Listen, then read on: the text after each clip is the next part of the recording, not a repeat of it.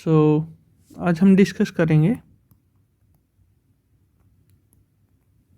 Theory of machines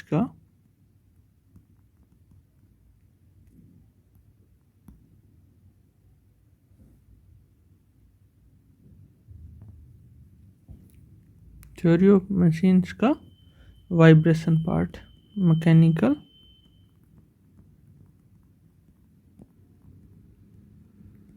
vibration. सो ये जो topic है ये गेट के लिए बहुत इम्पोर्टेंट है। हर बार 2 से 3 मार्क्स के या तो एक प्रॉब्लम या 2 प्रॉब्लम आते ही आते हैं वाइब्रेशन पार्ट से। और ये पार्ट बहुत इजी भी है और थोड़ा सा मैथमेटिक्स समझना पड़ेगा, बाकी सब आसान है।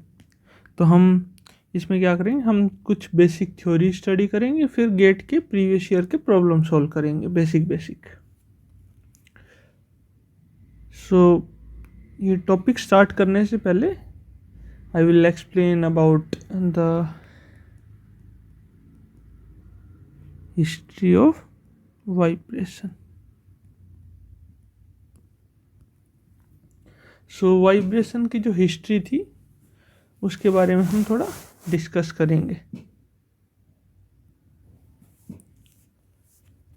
सो वाइब्रेशन में लोग तब इंटरेस्ट लेने लगे जब लोगों ने म्यूजिक के बारे में सुना, क्योंकि म्यूजिक है वो किससे, वाइब्रेशन से ही क्रिएट होता है। तो जब पहला व्हेन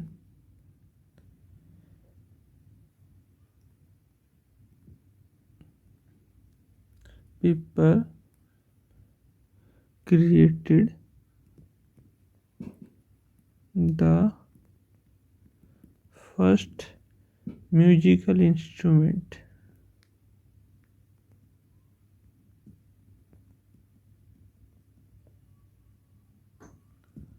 जब लोगों ने पहला म्यूजिकल इंस्ट्रूमेंट बनाया तो तब लोगों ने वाइब्रेशन को स्टडी करना शुरू किया। और ये अराउंड, मतलब एग्जैक्टली कोई ऐसा डेट नहीं है, बस जो the first person to investigate musical sound on scientific basis वो था हमारा पाइथागोरस। जो फर्स्ट पर्सन जिसको हम बोल सकते हैं जिसने सबसे पहले स्टडी किया हो, तो जो पाइथागोरस था, पाइथागोरस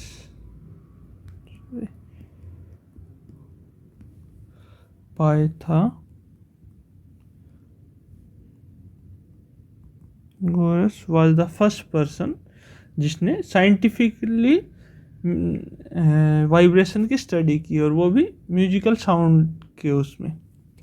तो ये 582 टू 507 BC के अराउंड की बात है। तो उन्होंने सबसे पहले एक सिंगल वायर का म्यूजिकल इंस्ट्रूमेंट बनाया।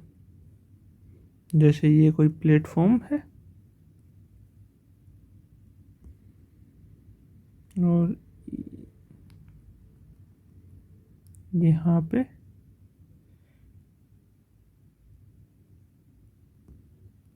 ये कोई वेट है W, तो इसमें इधर टेंशन रहेगी और इसमें स्ट्रिंग। तो इसमें एक स्ट्रिंग है तो इसको बोलते हैं मोनोकोड। तो उसने जो पहली स्टडी की थी वाइब्रेशन की वो इस इंस्ट्रूमेंट के ऊपर की थी। फिर उसके बाद जैसे जैसे लोगों को पता चला उन्होंने फिर अलग अलग तरीके से एक्सपेरिमेंट्स किए और आगे स्टडी करते गए। सेकंड पार्ट है कि मतलब वाइब्रेशन हमारे लिए ज़रूरी क्यों है, इम्पोर्टेंस ऑफ वाइब्रेशन।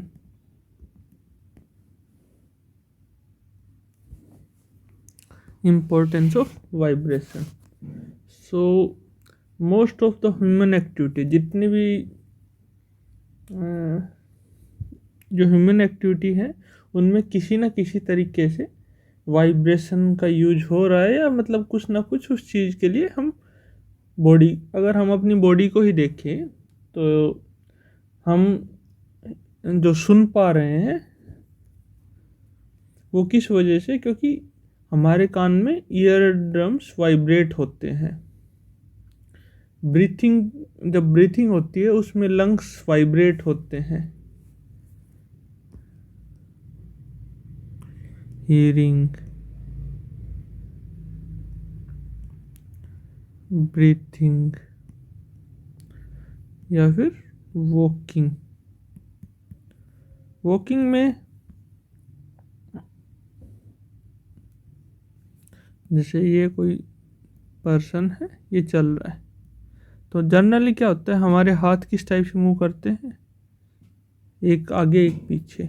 तो अगर हम एक हाथ को आइसोलेट करके देखें तो इस टाइप से मूव करता है, तो वो एक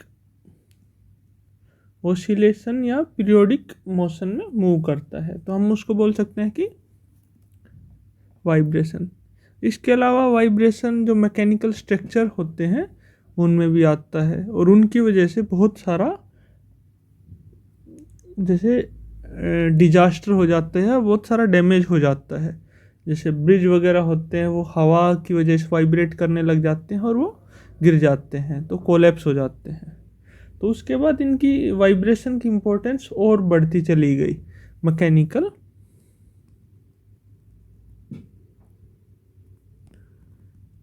इंजीनियरिंग में। तो ये एक इम्पोर्टेंट टॉपिक बन गया मैकेनिकल इंजीनियरिंग में।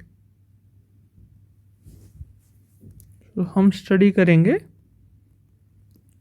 Basic concept of vibration. So start करेंगे डेफिनेशन से।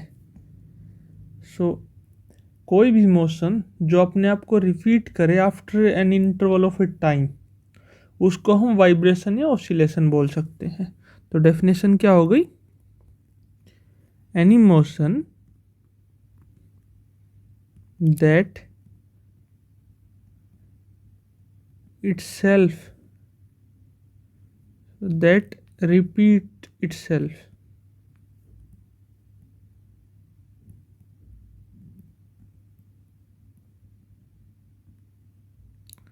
after an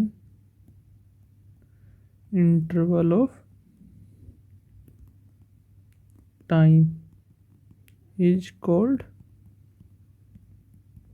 vibration. तो वो क्या हो गया, वाइब्रेशन हो गया।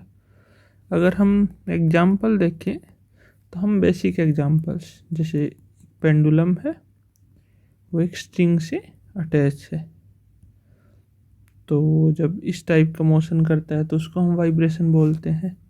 या फिर एक स्प्रिंग से एक मास लटका हुआ है, तो हम उसको थोड़ा सा डिस्प्लेस करते हैं तो वो इधर इस एक्सिस के अबाउट वाइब्रेट करता है।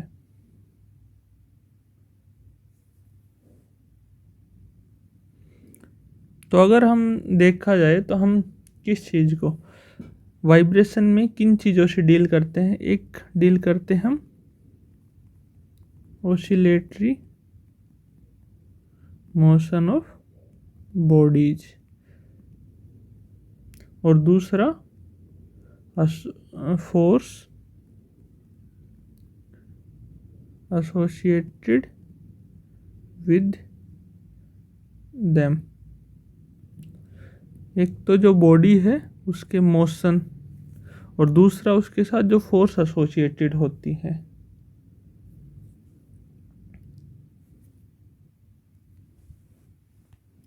सो अगर हम जर्नल वाइब्रेशन सिस्टम को अगर हम ओवरऑल उसमें देखें तो हो क्या रहा है, या तो उसमें काइनेटिक एनर्जी और पोटेंशियल एनर्जी होती है, जो काइनेटिक से पोटेंशियल, पोटेंशियल से काइनेटिक में कन्वर्ट होती रहती है। अगर उसके अंदर कोई डैम्पनेस है या फिर जो एनर्जी लॉस होता है तो उसकी वजह से एनर्जी का लॉस होता है,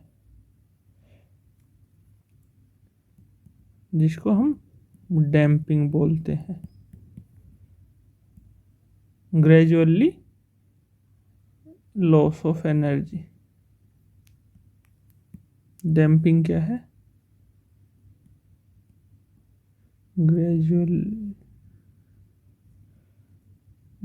लॉस ऑफ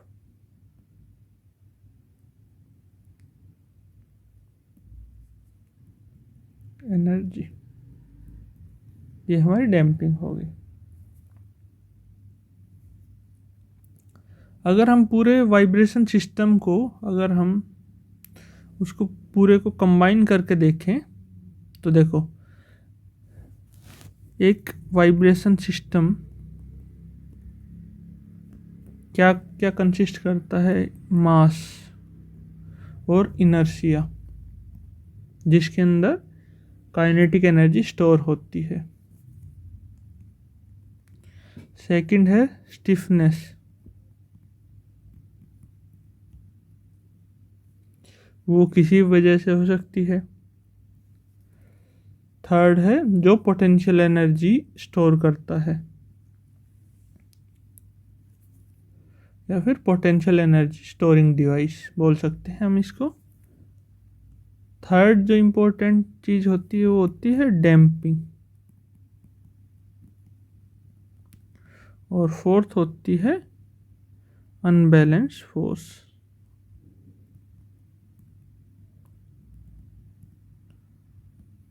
ये सब चीज़ें मिलके क्या बनाती हैं? एक वाइब्रेटिंग सिस्टम बनाती है।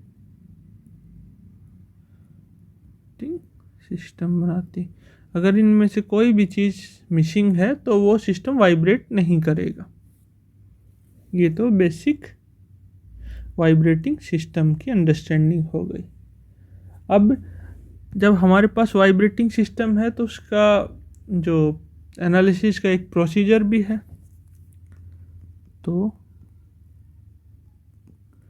वाइब्रेशन एनालिसिस प्रोसीजर,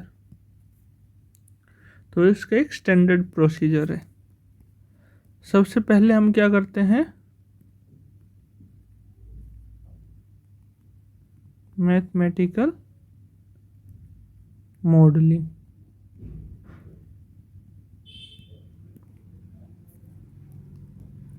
सबसे पहले उसकी मैथमेटिकल मॉडलिंग करते हैं। मैथमेटिकल मॉडलिंग मीन्स जो उसके ऊपर फोर्सेस वगैरह लग रहे हैं हम उन सबको देखते हैं। फिर हम क्या करते हैं? Derivation of governing equation.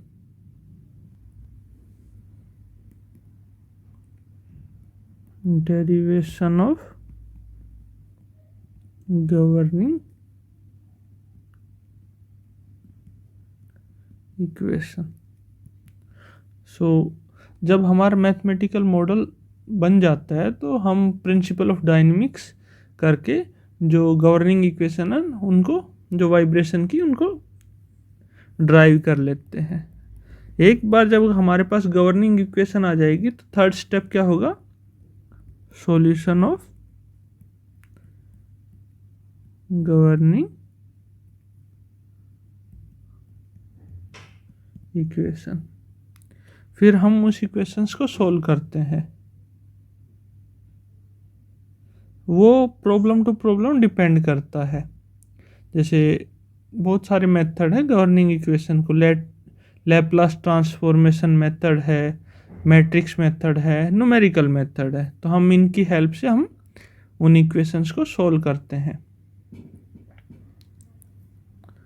जो फोर्थ स्टेप आता है, जब सॉल्यूशन हो जाता है उसके बाद आता है interpretation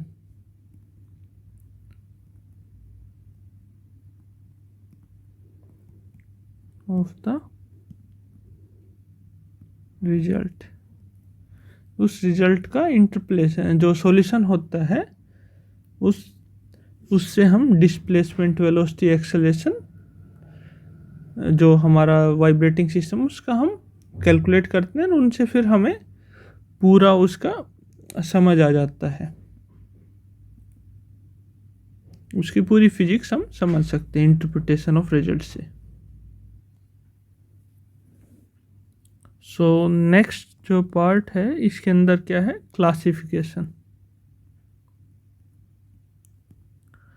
classification of vibration.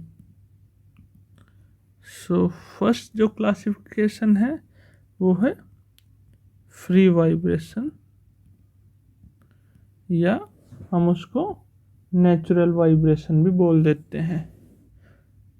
So natural vibration, the vibration in which there is no kinetic friction at all, as well as there is no external force after the initial release of the system, known as natural vibration।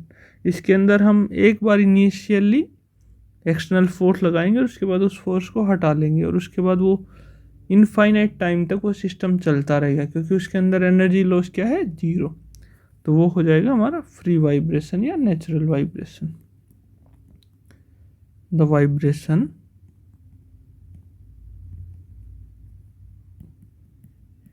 in which there is no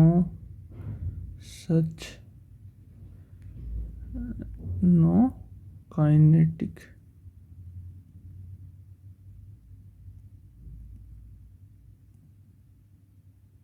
friction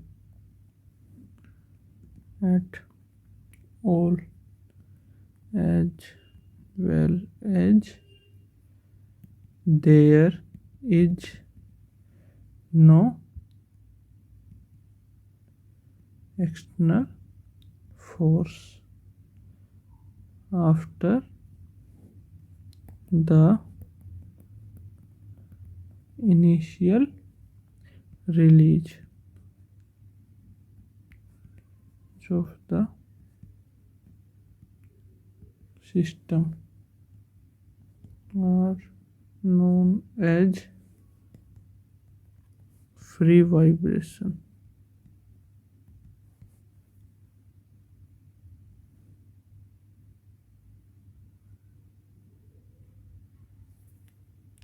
क्या होते हैं,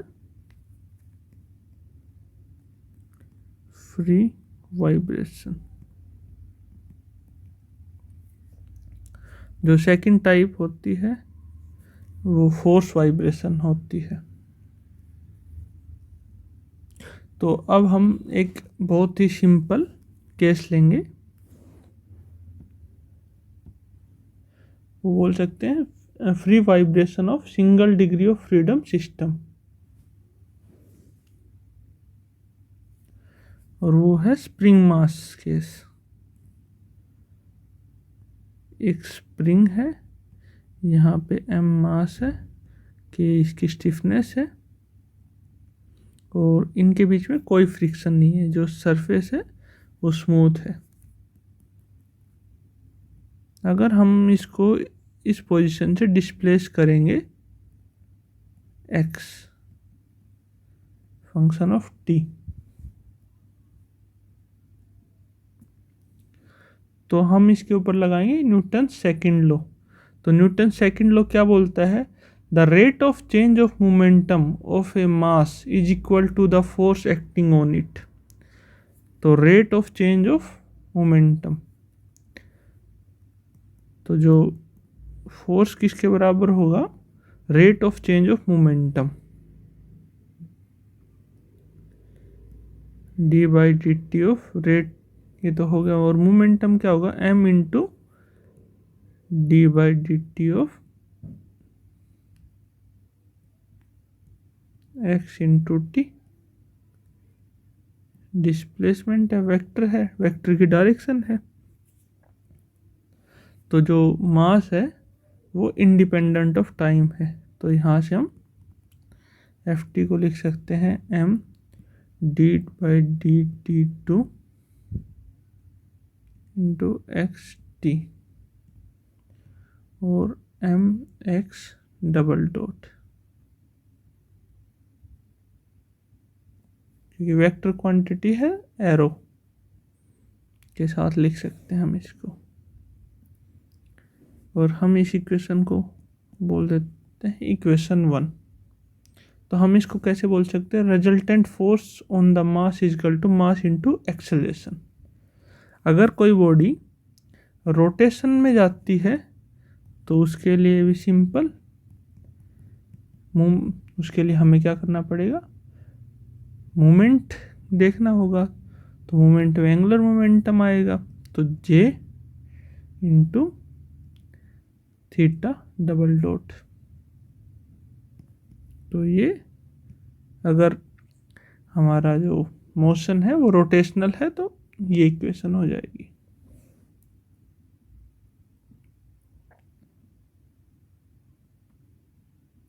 अगर हम मास को x displace कर देंगे, तो देखो जो ये मास था हमने इसको x डिस्प्लेस कर दिया, तो जो स्प्रिंग है वो एक्सपेंड होगा और उस वजह से उसके ऊपर जो फोर्स लगेगा वो कौन सा फोर्स लगेगा, स्प्रिंग का फोर्स। और किस डायरेक्शन में लगेगा, इस डायरेक्शन में। तो जो फोर्स होगा वो दोनों बराबर होंगे। तो F t is equal to minus k x is equal to m x double dot.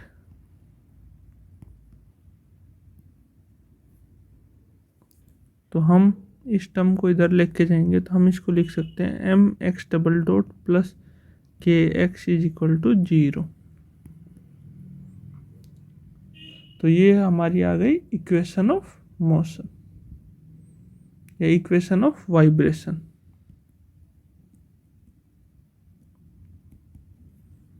तो देखो अभी जो हमने वाइब्रेशन एनालिसिस प्रोसीजर देखा था वो हमने सेम यहीं पे अप्लाई किया है। पहले हमने मैथमेटिकल मॉडलिंग की, ये हमने इसकी मैथमेटिकल मॉडलिंग कर दी थी। फिर हमने डेरिवेशन ऑफ गवर्निंग इक्वेशन, और ये हमारी डेरिवेशन ऑफ गवर्निंग इक्वेशन से इक्वेशन आ गई। ये इक्वेशन हम दूसरे तरीके से भी कर सकते हैं। दूसरा मेथड जिसको हम बोलते हैं डी अम्बर्ट प्रिंसिपल।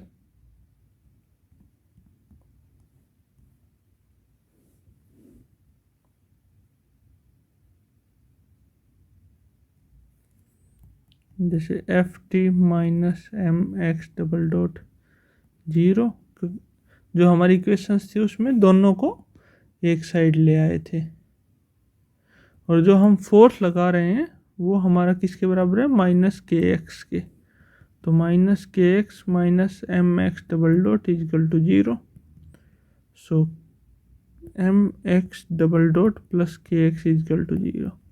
इक्वेशन वही सेम आएगी, बस लिखने का तरीका है। ये हम एनर्जी से भी कैलकुलेट कर सकते हैं, प्रिंसिपल ऑफ वर्चुअल डिस्प्लेसमेंट से भी कैलकुलेट कर सकते हैं। तो जो इक्वेशन रहेगी वो सेम रहेगी।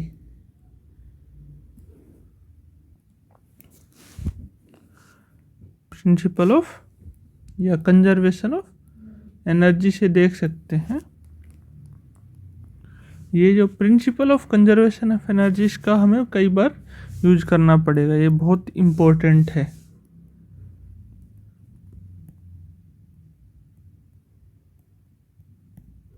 कंजर्वेशन ऑफ एनर्जी लॉ क्या है, conservation of energy neither be created nor be destroyed, it's remain converted one form to another form. जो हम 9th-10th में पढ़ते थे, रिमेन्स कांस्टेंट, तो वही करना है। Kinetic energy plus potential energy किसके बराबर है, कांस्टेंट। तो स्प्रिंग मास सिस्टम में ये मूव करेगा तो काइनेटिक एनर्जी किसकी वजह से आती है? मास की वजह से। तो काइनेटिक एनर्जी ऑफ ए मास को क्या लिख सकते हैं? हाफ एम वी स्क्वायर या एक्स डॉट स्क्वायर। और जो पोटेंशियल एनर्जी है वो इसमें किसकी वजह से आएगी? स्प्रिंग की वजह से। तो उसको हम क्या लिखेंगे? Half k x square. So total energy कितनी हो जाएगी? Half m x square plus में half k x square is equal to constant.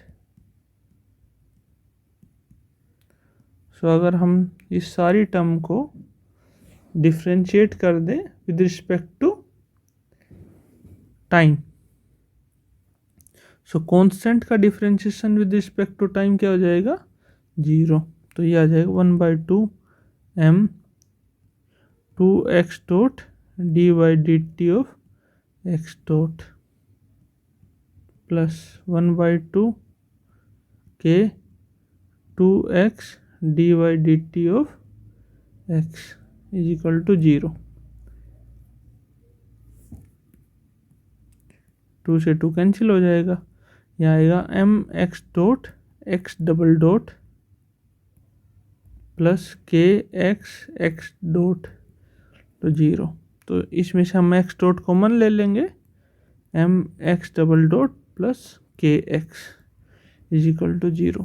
तो ये वाली जो टर्म होगी ये 0 नहीं होगी। अगर यही 0 हो जाएगी तो फिर वाइब्रेशन नहीं होगी। तो कौन सी टर्म 0 होगी? ये m x double dot plus k x. तो ये हमारी कौन सी होगी? गवर्निंग इक्वेशन होगी। यहाँ तक हो गए हमारा इक्वेशन का। अब क्या है? गवर्निंग इक्वेशन का सॉल्यूशन।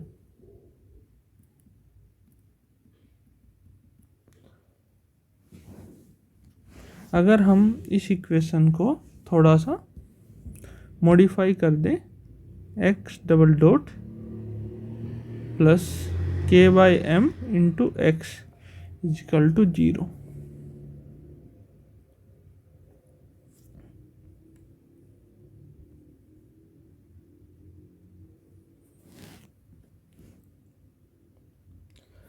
तो देखो, जब इस टाइप की इक्वेशन होती है तो इनका स्पेसिफिक सॉल्यूशन होता है। तो x इजिकल टू हम एक सॉल्यूशन मान लेते हैं R sine of root k by m into t plus 5। ये हमने एक सॉल्यूशन मानना है।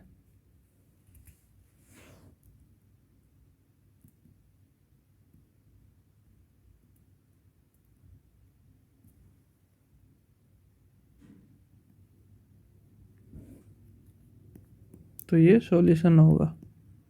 अब बहुत सारे लोगों को डाउट होगा कि ये सॉल्यूशन कैसे आया। चलो एक काम करते हैं, हम इसका भी डेरिवेशन ही कर लेते हैं। तो देखो, ये एक टाइप की सेकंड ऑर्डर की इक्वेशन है, डिफरेंशियल इक्वेशन है, हमें और इसको इंटीग्रेट करना पड़ेगा। तो इस टाइप की इक्वेशन को हम डायरेक्टली इंटीग्रेट नहीं कर सकते। तो इसके लिए स्पेशल हम स्टार्टिंग में एक्स टी को एक फंक्शन अज्यूम करते हैं e to the power s t.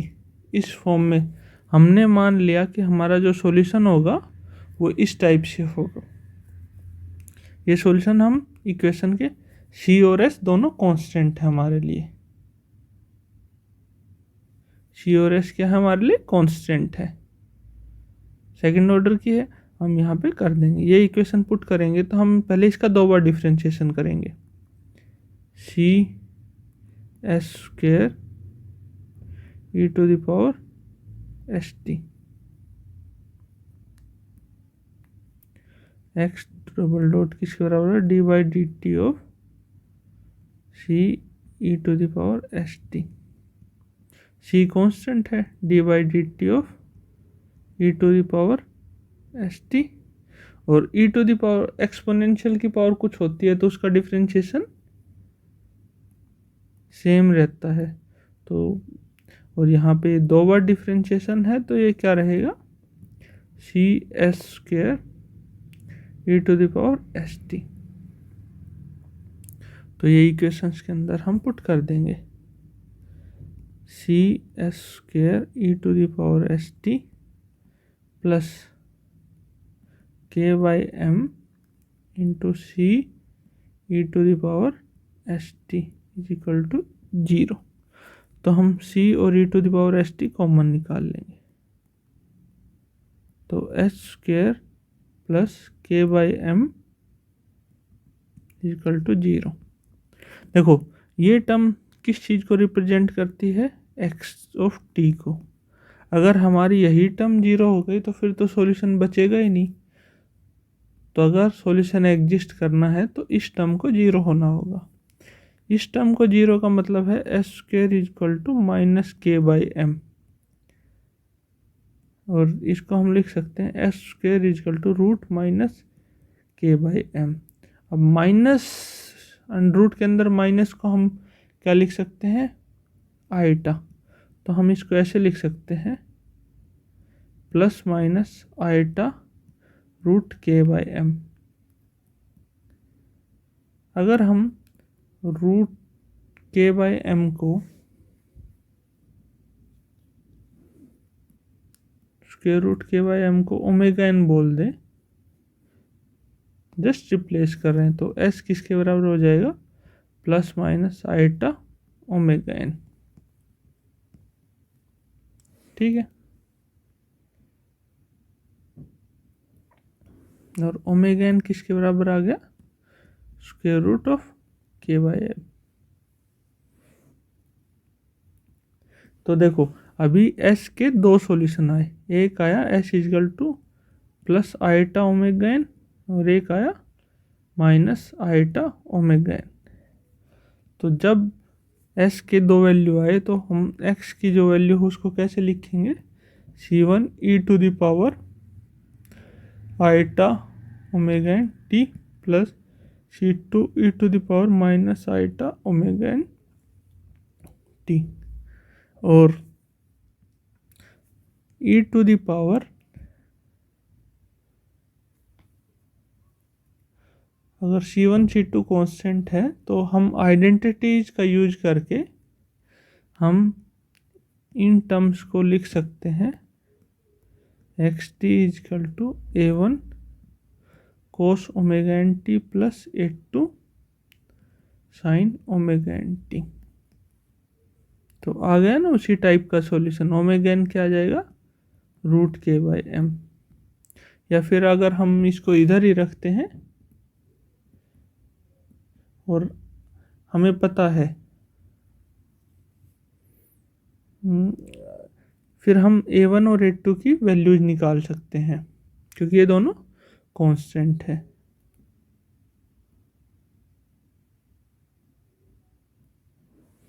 तो और अगर हम इसको सिंप्लीफाई करेंगे तो हम इसको ऐसे लिख सकते हैं, A0 sine omega T plus 5।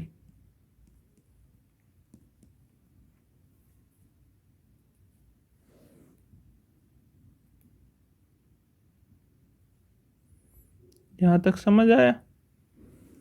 और जो ये अगर अब देखोगे, अब ये किस टाइप का एक साइन फंक्शन बन गया जिसमें एक कांस्टेंट है, एक कांस्टेंट है, साइन फंक्शन है ओमेगा एन और एक फेज एंगल।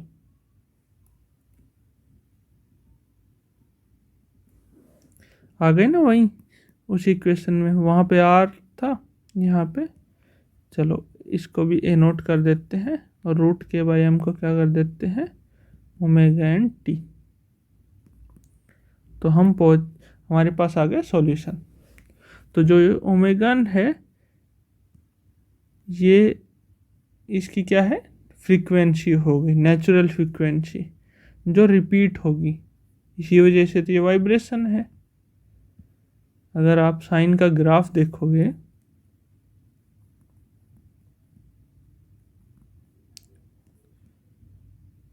तो वो हर 2 पाई इंटरवल के बाद अपने आप को रिपीट करता है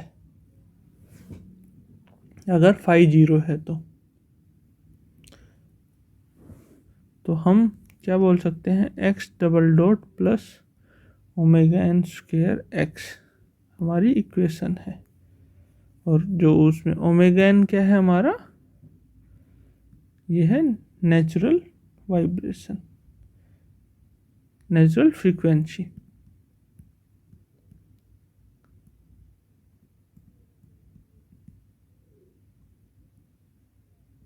जो नेक्स्ट लेक्चर है उसके अंदर हम गेट की प्रॉब्लम यहीं स्टार्ट करेंगे। So thank you guys, thanks for watching this.